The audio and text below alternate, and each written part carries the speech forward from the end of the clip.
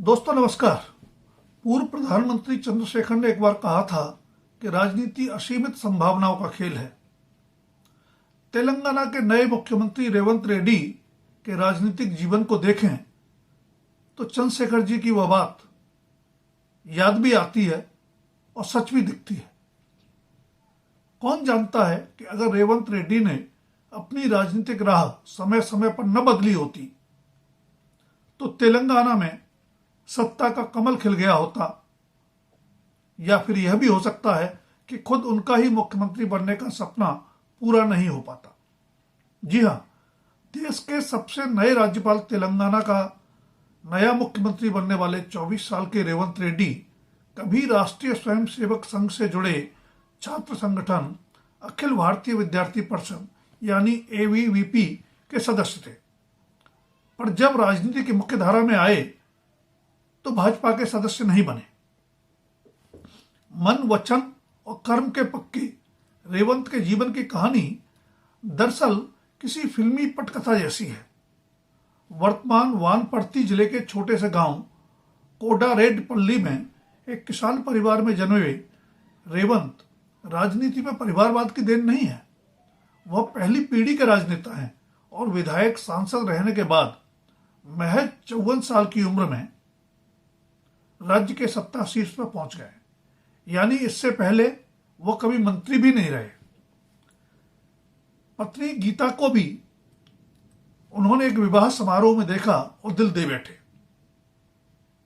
एक छात्र नेता के रूप में उनकी संभावनाओं और संवाद कला से लोगों को प्रभावित करने की क्षमता से तब अविभाजित आंध्र प्रदेश के दोनों प्रमुख दलों कांग्रेस और टीडीपी के शीर्ष नेता यानी वाईएस राजशेखर रेड्डी और चंद्रबाबू नायडू प्रभावित थे। पर तब रेवंत ने टीडीपी को चुना और 2009 में कांग्रेस उम्मीदवार को हराकर रेवंत कोडांग दल से विधायक बने। 2014 में वह दूसरी बार विधायक चुने गए, पर इसी बीच उन्हें अपनी राजनीतिक राह एक बार फिर बदलनी पड़ी। पृथक तेलंगाना बन जाने के बाद रेवंत को लगा कि चंद्रबाबू नायडू और टीडीपी की प्राथमिकता तो आंध्र प्रदेश ही रहेगा, जबकि उन्हें राजनीति नए राज्य यानी तेलंगाना में करनी है। केसीआर से पहले ही ठन चुकी थी, सो उन्होंने 2017 में कांग्रेस का हाथ थाम लिया।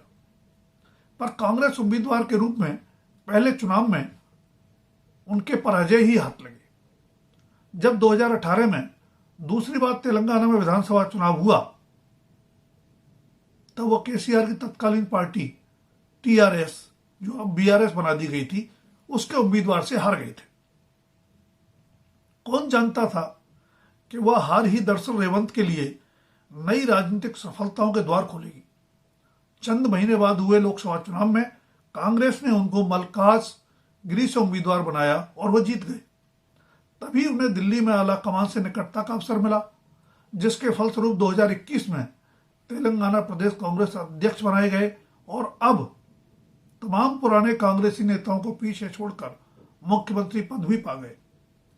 रेवंत के लिए सबसे मुश्किल वक्त पृथक तेलंगाना बनने के अगले साल 2015 में आया, जब उन्हें एमएलसी चुनाव में टीडीपी उम्मीदवार के पक्ष में मतदान के लिए कैमरा पर एक मनोनीत विधायक को रिश्वत की पेशकश के आरोप में गिरफ्तार किया गया। वह 1 महीने जेल में रहे और एकमात्र बेटी के विवाह के लिए 12 घंटे की बेल मिल पाई। रेवंत ने अपने उस मुश्किल वक्त के लिए पृथक तेलंगाना आंदोलन के अगुवा और पहले मुख्यमंत्री के चंद्रशेखर राव को जिम्मेदार माना।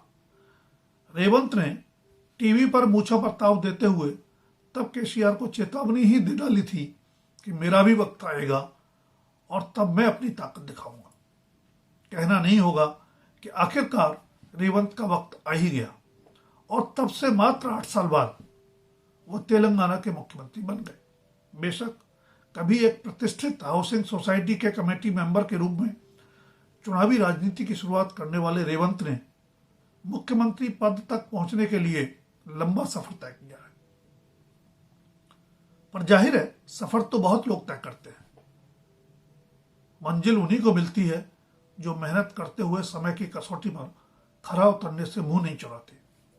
54 साल की उम्र को ध्यान में रखें तो शायद रेवंत की असली चुनौतियां अभी शुरू होंगी। उन्होंने तेलंगाना के मतदाताओं से जमींदारों के तेलंगाना को प्रजा का तेलंगाना बनाने का वायदा किया है। सरकारी खजाने पर भारी भरकम बोझ डालने वाली चुनावी गारंटियों को पूरा करते हुए और सत्ता के खेल में माहिर पुराने कांग्रेसियों की साजिशों से बचते हुए वह आला कमान के साथ साथ जनता की उम्मीदों की कसौटी पर कैसे खरा उतरेंगे, इस पर रेवंत के साथ ही तेलंगाना का भविष्य भी निर्भर करेगा।